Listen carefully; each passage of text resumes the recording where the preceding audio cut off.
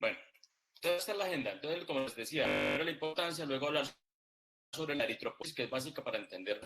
¿Me están viendo a mí la cara o solamente la...? No, están viendo solamente la pantalla, ¿cierto?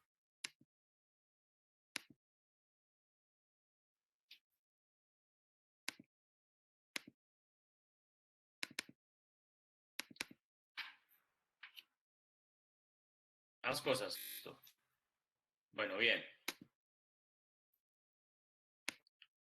Entonces, la eritropoyesis es clave pues para entender la anemia. En la anemia, todo el enfoque de diagnóstico depende de la formación de los eritrocitos y entendiendo bien cómo se lleva a cabo esta formación, podemos hacer una clasificación y entender la causa. Obviamente, algunos pacientes van a tener una no tanta. La evaluación con paraclínicos, que como les decía es muy importante la anemia para clasificarla y para establecerla. Y ya con esto pues podemos hacer el diagnóstico diferencial. Entonces, ¿por qué es importante la anemia? Porque gran parte, el 24%, el 25% de la población tiene anemia en el mundo. Y si se clasifica entre los grupos por edades, la máxima prevalencia está en niños de edad preescolar. Eh, como grupo, el mayor número de personas está en las mujeres no embarazadas. Y ya cuál es la causa de la anemia en las mujeres no embarazadas, pues es la menstruación principalmente, ¿sí? Entonces es muy, muy frecuente que haya anemia en las mujeres y hace parte del diagnóstico diferencial. Esto también es clave tenerlo en cuenta porque tener los conceptos claros para diferenciarlos pues puede hacer la, pues la diferencia, valga la redundancia, entre un caso grave y un caso leve o que requiere eh, un manejo específico. Entonces la definición de la hemoglobina en la sangre que va a depender de la edad y del sexo, como la campana de Gauss aquí es necesaria para entender que los valores de hemoglobina no son fijos, sino que van a cambiar dependiendo de... Entonces, en promedio, la hemoglobina normal en mujeres debería ser mayor de 12 gramos por decilitro y en hombres de 13 gramos por decilitros. Aquí en esta gráfica vemos los niveles de hemoglobina en hombres en la línea azul, mujeres, y vemos cómo en hombres es el nivel de la hemoglobina. Entonces, entre los 20 años va a aumentar la hemoglobina en los hombres y eh, después de los 50 años más o menos, los hombres empieza a disminuir, pero en cambio en las mujeres se mantiene estable desde los 15 años. Bueno, aquí está como un resumen de la fisiología. Esperen un momento que esta diapositiva creo que no es. Un momento ya les voy porque creo que me equivoqué de charla, pero ya, pues, esta es como una presentación previa, parece. Ya le puedo buscar a ver si tengo una mejor.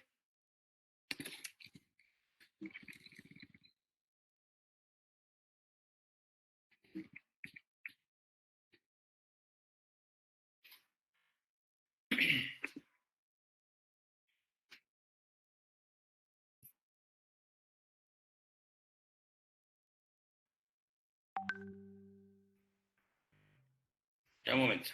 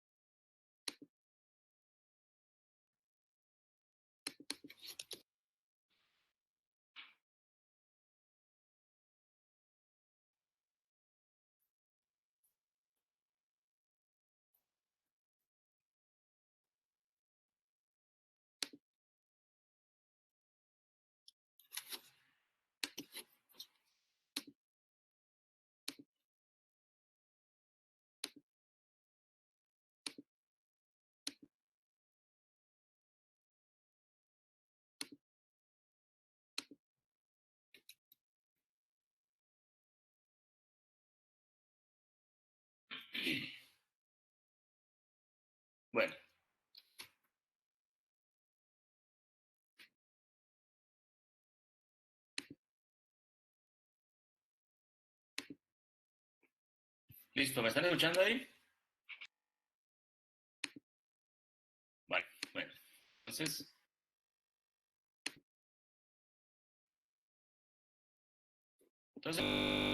son de los glóbulos rojos, pues tenemos el metabolismo del básico acá. Las células progenitoras son las que nos van a dar, aquí están la eritropoyetina. Entonces, vemos que en esta línea celular tenemos una célula madre, que es el hemocitoblasto, y a partir de allí va a surgir el eritrocito, que se va a transformar grande, con un núcleo grande y con mucho citoplasma, pero que en la medida en que se va diferenciando, pasa luego a proteoblasto, luego el tamaño de su núcleo y el tamaño general de la célula. Luego pasa a normoblasto y cito. Y ya al final, ya está casi listo, pasa a la sangre periférica. Entonces miren que es el estado como previo allá al estado de la célula, que es, miren que todo el proceso lo que termina es en que la célula pierde su, y el eritrocito pues sabemos que es una célula anucleada y, y entonces saber en qué momento de la diferenciación del glóbulo rojo ocurre cada cambio ayuda a clasificar la anemia, o sea, entender la fisiopatología desde esta diferenciación es importante que ustedes la tengan presente para hacer el diagnóstico.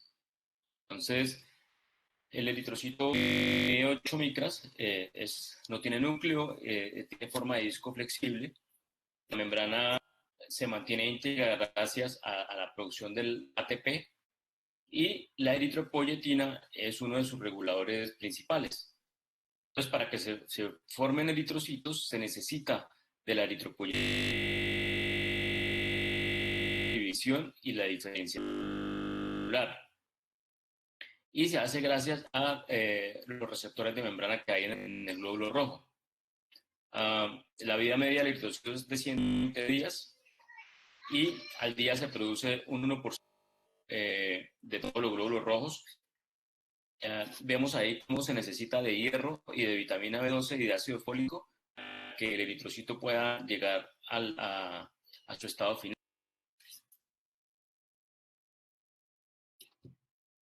Y el eritrocito, como uno de los componentes principales, la hemoglobina.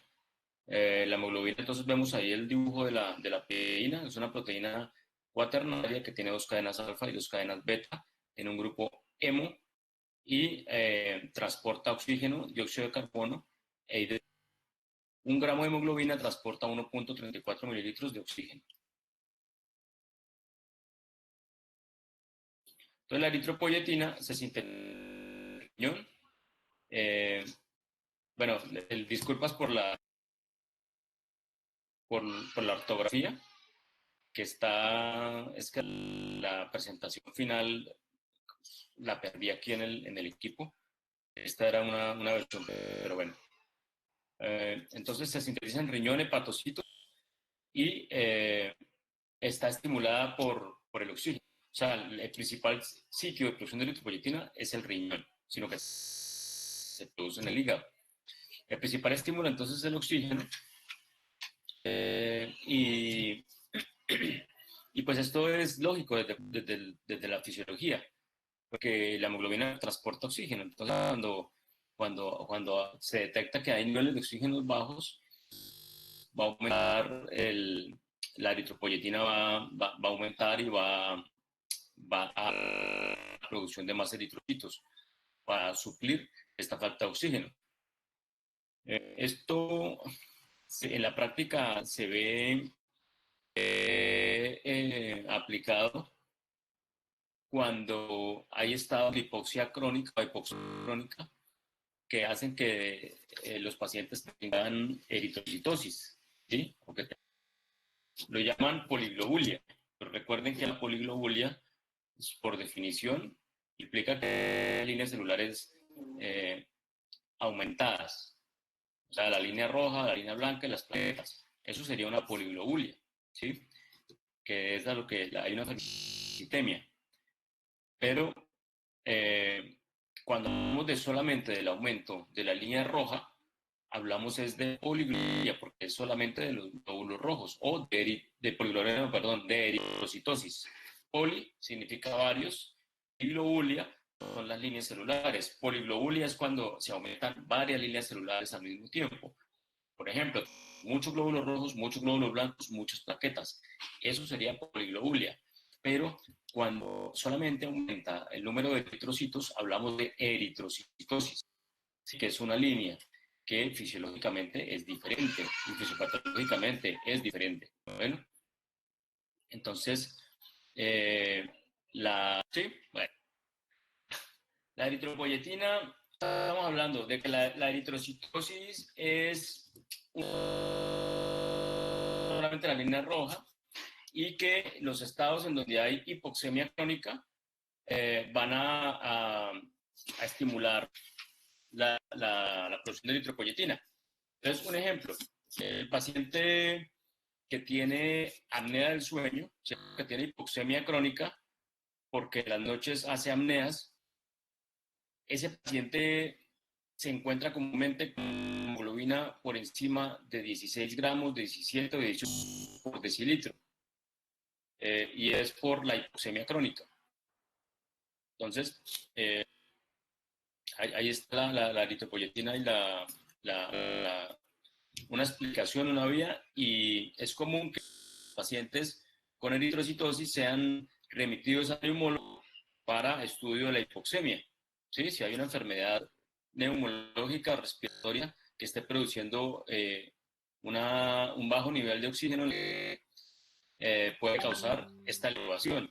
Pero si no está causada por un bajo nivel de oxígeno en la sangre, piensa en otras causas desde el punto de vista de la médula ósea que estén aumentando la producción de glóbulos rojos.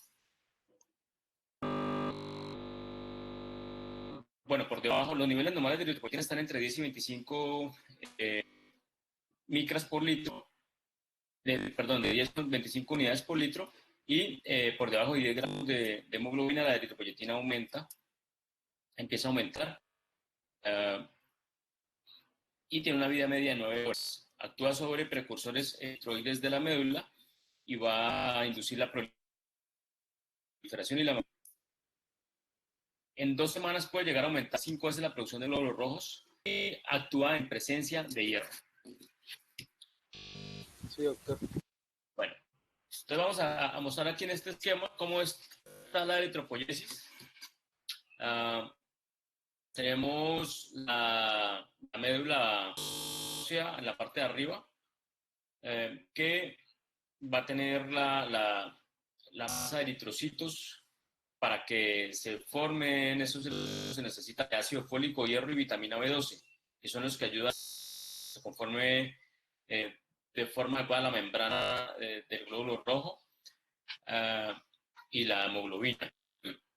Esa, esa masa de eritrocitos están constantemente, algunos eritrocitos se van destruyendo de forma constante y están, bueno, y los que terminan formándose van para el volumen plasmático y es lo que va a dar la concentración de hemoglobina que se va a repartir por por todo el organismo. Entonces hay una parte que se va para el corazón, los pulmones, para los riñones, y es donde el riñón está marcando constantemente, gracias a su gran irrigación, los niveles de oxígeno. Mm, y, y con este paso de la sangre por el riñón, pues se va estableciendo la producción de eritropoyetina para que estimule la formación de glóbulos rojos en la médula. O sea, este es normalmente como el circuito que ocurre. Aquí tenemos la curva de disociación de la hemoglobina. Ahí vemos cómo los factores pH, como las concentraciones de fosfoglicerato y la temperatura, van a hacer que la curva se desvíe a la derecha o a la izquierda. Entonces, por ejemplo, la acidosis hace que los niveles de oxígeno, tenemos en el eje horizontal la presión de oxígeno por milímetros de mercurio, y en el eje vertical la saturación de oxígeno. Entonces, en presencia de acidosis, 60 milímetros de mercurio de oxígeno eh, corresponden a una saturación de 82% de hemoglobina. Pero cuando hay alcalosis, a 82% de hemoglobina, solamente encontramos 42, 43 milímetros de mercurio de oxígeno.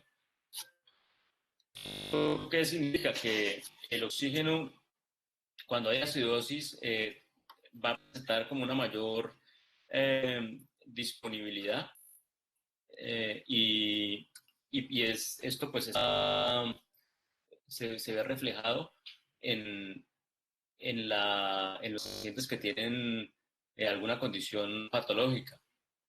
Entonces, una, Doctor, qué pena. una diabética o una sepsis, todo Doctor, esto va a hacer que se aumente o que se disminuya la capacidad de entrega del oxígeno de parte de la hemoglobina.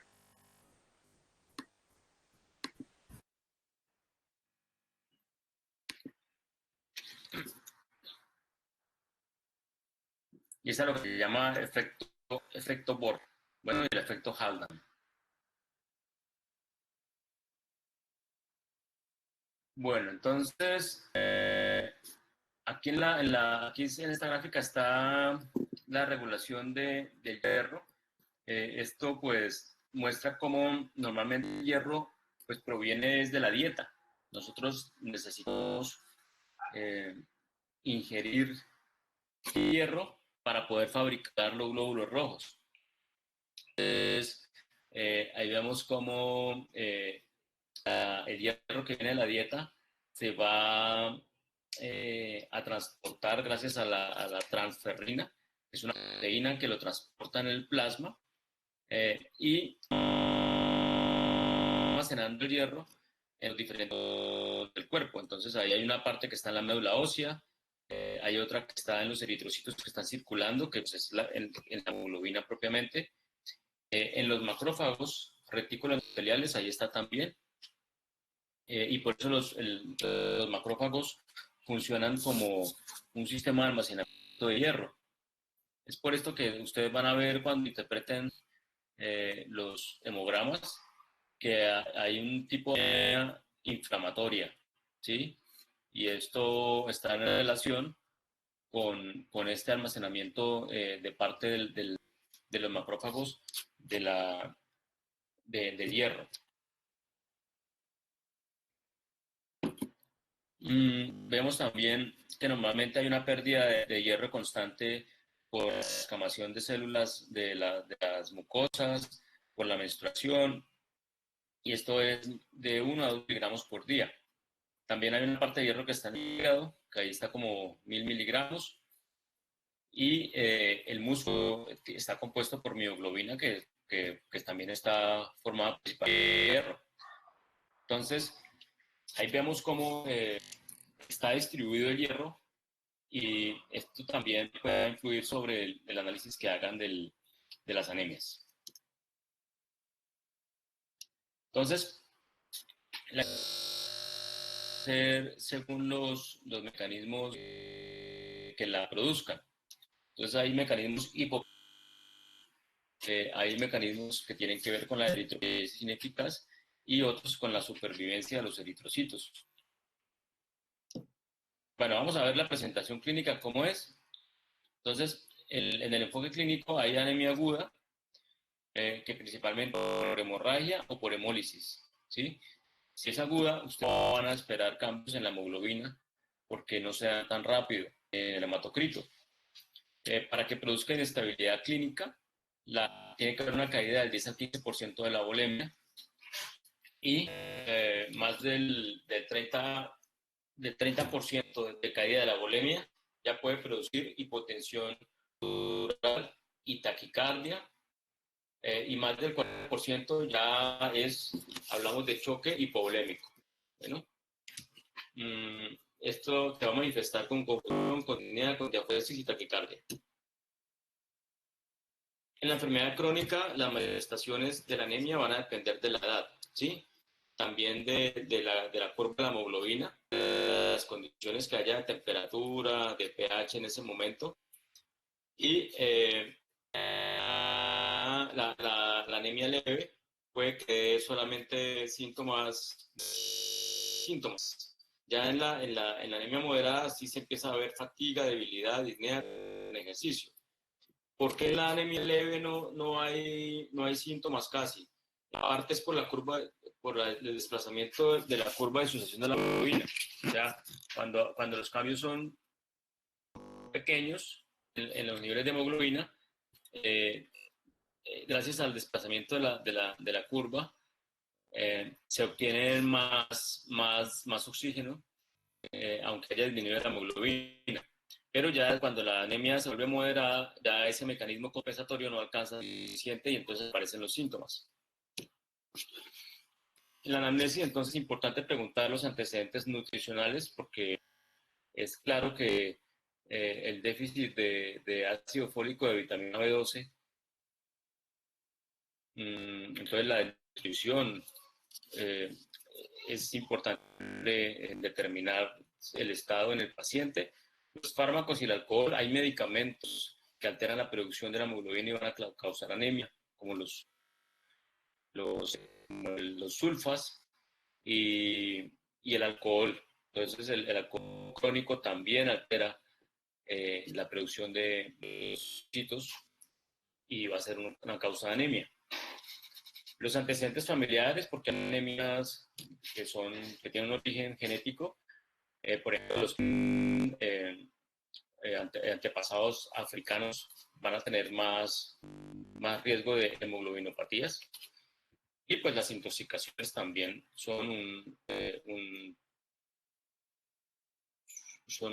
de los aspectos a preguntar en el análisis.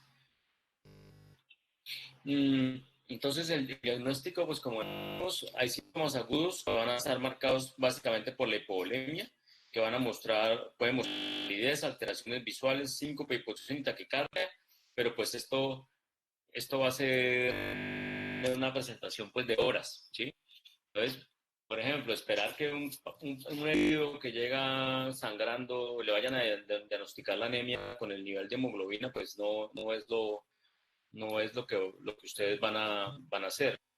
En el momento la van a sospechar por el paciente que tienen al frente y pueden haber algunos signos, pero no van a ser tan floridos de anemia. No le van a buscar si están las manos pálidas, las palmas de las manos pálidas, por ejemplo.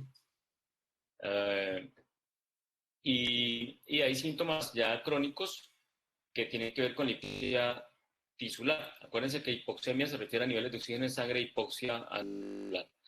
Entonces, ahí están la fatiga, la cefalea, la disnea, la visión, la angina, la pica, que me imagino que la han escuchado ya, y es como el deseo del paciente de comer algún mineral, de comer tierra.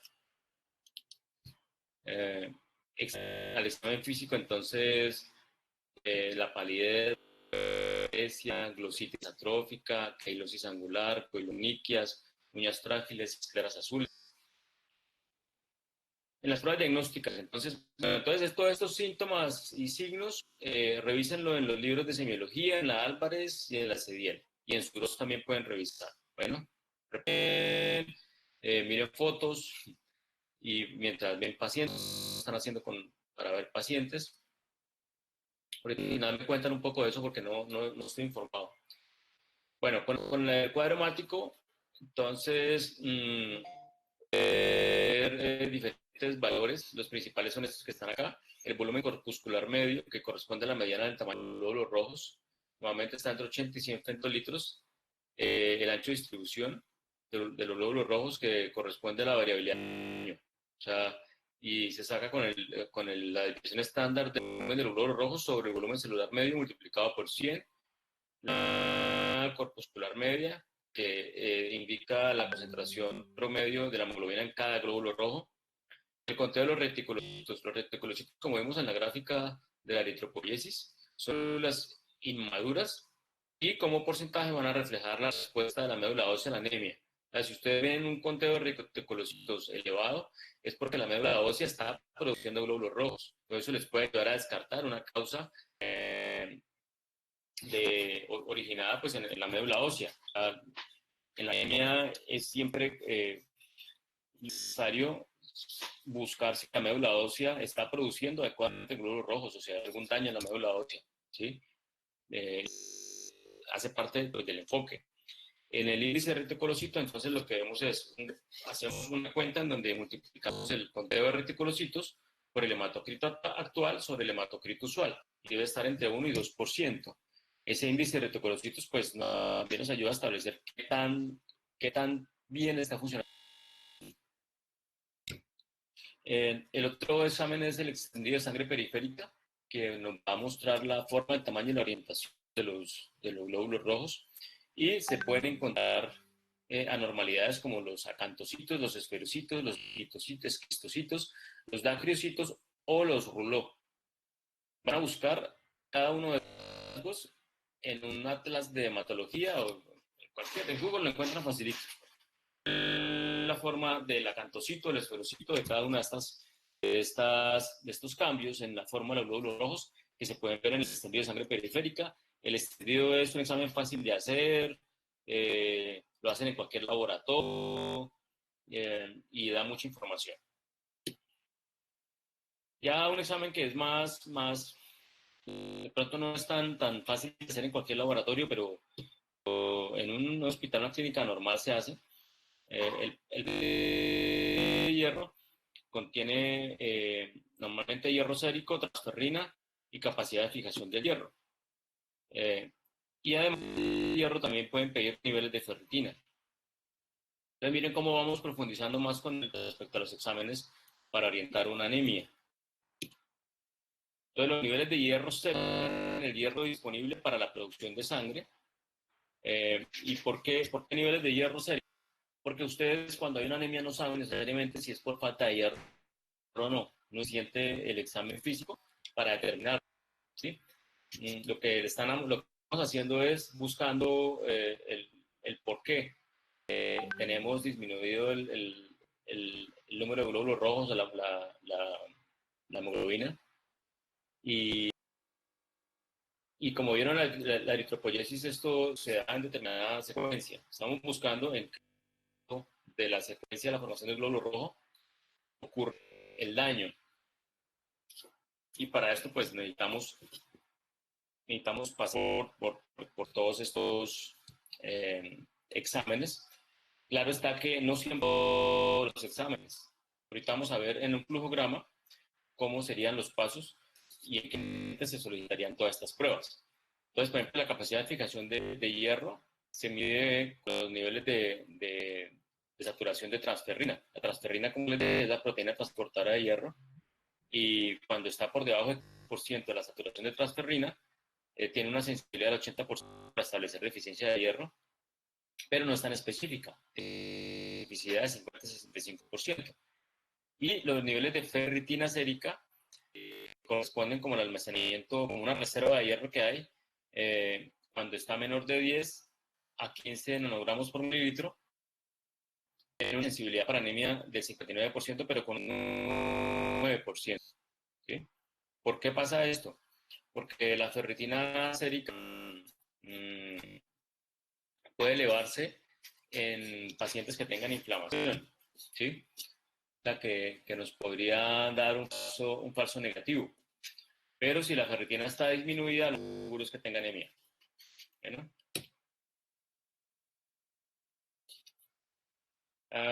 Aquí tenemos otros exámenes que también se toman, las bilirrubinas, la desinasa láctica, las aptoglobinas y el CUMS e indirecto. En algunos casos es necesario tomar biopsia de médula ósea. Biopsia se puede hacer una aspirada de médula ósea.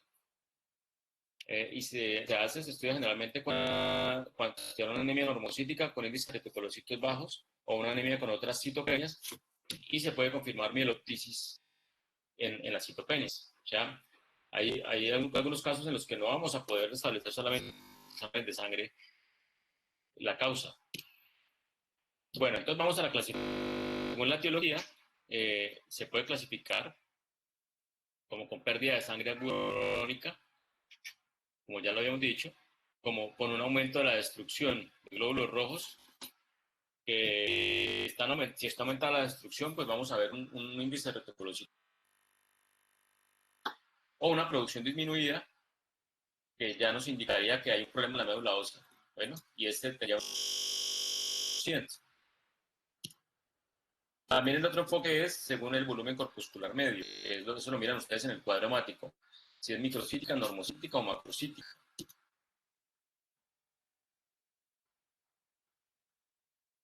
Entonces, si la producción está disminuida, puede haber una anemia microcítica, normocítica o macrocítica. Entonces, si está disminuida y es microcítica, lo que encontramos es un volumen corpuscular medio menor de 80 femtolitros. Si es menor de 70, casi que se descarta enfermedad crónica o sideroblasta. La enfermedad crónica generalmente va a dar unos niveles entre 70 y 80 de litros en los eritrocitos. Cuando hay disminuida por deficiencia de hierro, las causas van a ser la de la ingesta, entonces de nutrición, los lactantes, los niños que no comen carne, las pacientes embarazadas o disminución de absorción. Entonces, aquellos que parcial, la cloridia, como la absorción es en el duodeno, entonces diarrea, gastritis, está la enfermedad celíaca. Los pacientes no responden a los suplementos. Está la pérdida crónica, que es la causa más común en adultos. Causas gastrointestinales, como las úlceras gástricas, las malformaciones arteriovenosas, las hemorroides, la gastritis, el cáncer de... Miren que aquí viene una parte muy importante del enfoque del paciente con anemia, y es que si es un paciente adulto con anemia, sobre todo si es adulto mayor, dentro de las causas va a dar en la lista de primero una causa maligna. ¿Por qué? Porque pues una anemia con otra causa, pues les da de pronto más tiempo para estudiarla, o si se equivoca o si se retarda el diagnóstico, pues se puede tal vez hacer poco a poco, pero si usted se le pasa anemia por pérdida, por cáncer gástrico, cáncer de colon, pues es una cosa pues más, digamos, es más trágico, ¿sí? Para el paciente y para usted. Entonces, aquí dentro de este enfoque siempre tengan presente que si hay anemia en un adulto mayor, lo que van a descartar primero es cáncer. ¿Cáncer de dónde? Pues primero tienen que ver por dónde está perdiendo la sangre, porque si la está perdiendo por el aparato gastrointestinal, pues van a tener que hacer un estudio del estómago o del colon, ¿sí? Tener eso siempre en la cabeza y ya luego pasan a descartar. Eh, en las mujeres, pues la menstruación también va a ser otro mensaje del enfoque de estos pacientes, y es que, pues, si es mujer, preguntarle cómo es la menstruación, cuántos días le dura, qué tan intensa es, y buscarla de esas menstruaciones alteradas y de esa hipermenorrea o menorragia, lo que tenga. Bueno, entonces, esos dos son mensajes claros acá. Hay otras causas, por ejemplo, las flebotomías. Hay pacientes que tienen eritrocitosis y que se les ordena tratamiento de extracción de sangre cada cierto tiempo, porque la eritrocitosis puede dar síntomas. eh, el paciente puede presentar disnea, que tienen la hemoglobina muy alta, mayor de 20 gramos por decilitro, son sintomáticos y a veces requieren de flebotomías cada 2 meses, cada 3 meses, dependiendo de los síntomas que tengan. O se han donado sangre y en adultos puede descartar cáncer. Este es un flujograma del enfoque inicial de la anemia. Entonces, aquí, por ejemplo, arriba dice, está la anemia asociada con otras anormalidades lógicas. Entonces, a la izquierda sí, a la derecha no. Entonces, está asociada con otras normalidades de la sangre. Entonces, ahí se debe hacer una biopsia de médula ósea para buscar leucemia, anemia clásica, mielodisplastia, mielofibrosis, mieloptisis, anemia megaloblástica. Mire todo lo que debería tener ahí en la lista de diagnósticos diferenciales. Si no está asociada con otras normalidades el índice de reticulocitos para ver si hay una respuesta apropiada a la médula ósea. Entonces, si el índice de reticulocitos está normal, es apropiado, entonces buscar hemólisis para diagnosticar hemólisis es cuando se piden las bilirrubinas, la deshidrogenasa láctea, la aptoglobina o la hemosiderina en urina. Si tiene estos exámenes positivos, o sea, elevados o disminuidos, dependiendo de cuál sea, entonces el diagnóstico de hemólisis. Tienen que ir a buscar la causa de la hemólisis. Pero si no, van a buscar causas hemorrágicas de anemia, o sea, que van a seguir buscando el sangrado.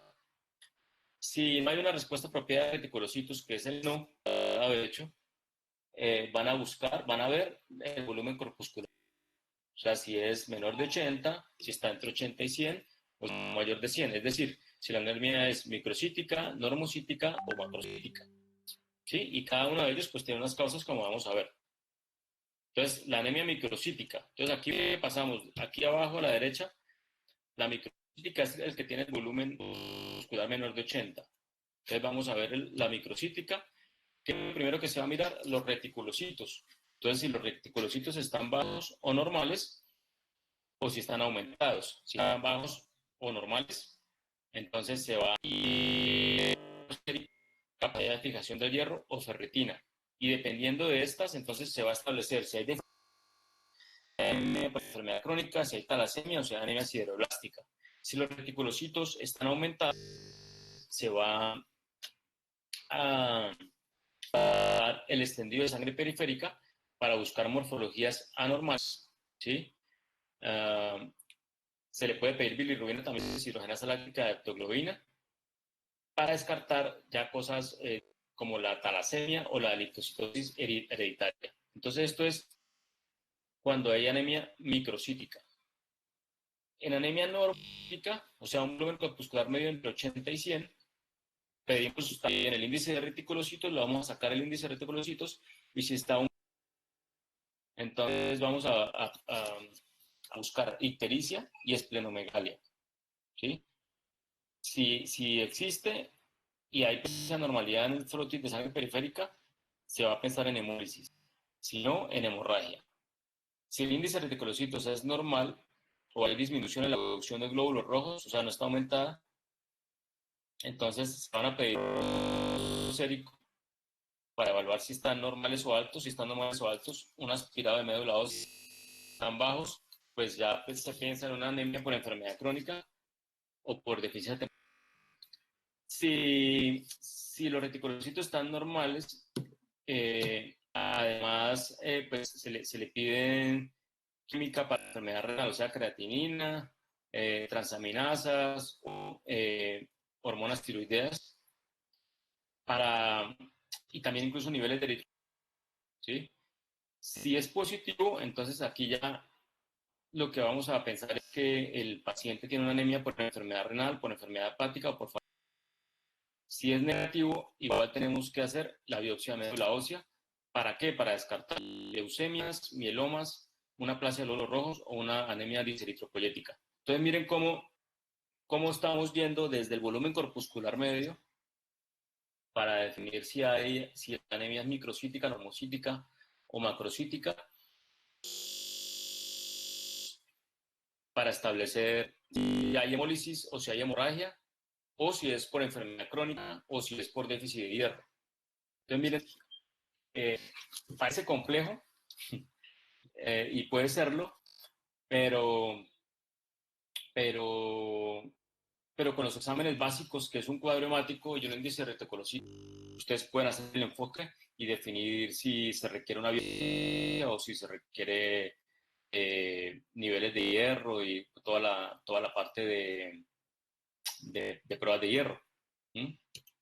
Si es macrocítica, entonces, cómo se diagnostica? Con el frotis de sangre periférica Bueno, primero que, pues, que tenga un volumen mayor de 100 en el cuadro hemático y que el flujo de sangre periférica muestre, se busca si tiene neutrófilos hipersegmentados o o macroovalocitos. Si los tiene, entonces se diagnostica la anemia megaloblástica y se debería confirmar la médula ósea, con médula ósea. ¿Sí? Y se pueden hacer niveles de vitamina B12. Si tiene deficiencia de vitamina B12, se hace una prueba terapéutica corrigiendo con factor intrínseco. Si responde, pues eh, se hace el diagnóstico y si no, entonces se piensa en enfermedad ilíaca, por drogas o sobrecrecimiento bacteriano en el intestino delgado. Entonces miren que ahí, para la deficiencia de vitamina B12 se hace una prueba terapéutica. Si no hay deficiencia de vitamina B12, se sospecha que haya algún medicamento que esté interfiriendo con el ADN o que haya un trastorno hereditario de la síntesis del ADN. O también se puede sospechar que haya deficiencia de folato, o sea, por malnutrición o también por medicamentos, una restricción del ayuno, que es donde se absorbe el ácido fólico, o por aumento de las necesidades por embarazo o hemólisis crónica. Si no tiene neutrófilo hipersegmentado, anemia no megaloblástica y se le va a hacer un índice de reticulocitos, si está en hemólisis o en hemorragia. Y si está normal o disminuido, estar en toxicidad por alcohol, hipotiroidismo, enfermedad hepática. ¿Sí? Y si es negativo, hacerle una biopsia de médula ósea para descartar un síndrome mielodisplásico, una anemia sideroblástica o una plasia de glóbulos rojos. Pues espero que estén entendidos porque, porque esto, digamos que el enfoque, como les dije al principio, de la anemia tiene mucho que ver con los paraclínicos. Eh, lo que les recomiendo acá es que pues tengan muy clara la patología de la anemia, que tengan claras los hallazgos en el cuadro hemático, ¿cierto? Los valores normales de hemoglobina, los valores normales de volumen corpuscular medio, micro, normo o macro, que tengan claro qué es lo que se busca en un extendido de sangre periférica, uh, el índice de reticulocitos, y dependiendo de eso van a poder hacer el enfoque, ¿sí? No es complicado si lo miran desde ahí. La parte más de la biopsia de médula ósea y tal, pues para llegar a haber hecho el primer acercamiento con el cuadro hemático, el frote de sangre periférica, el índice de reticulocitos. La otra importante, como vieron, es aprender a hacer el diagnóstico de una hemólisis. Entonces, acordarse de las bilirrubinas, de la hidrogenasa láctica y buscar lo de la aptoglobina. Bueno, y tener las causas ahí como claras, ¿no? De las causas principales de microcítica, normocítica y de macrocítica. Bueno, como en la macrocítica vieron que la anemia megaloblástica está siempre ahí para descartar.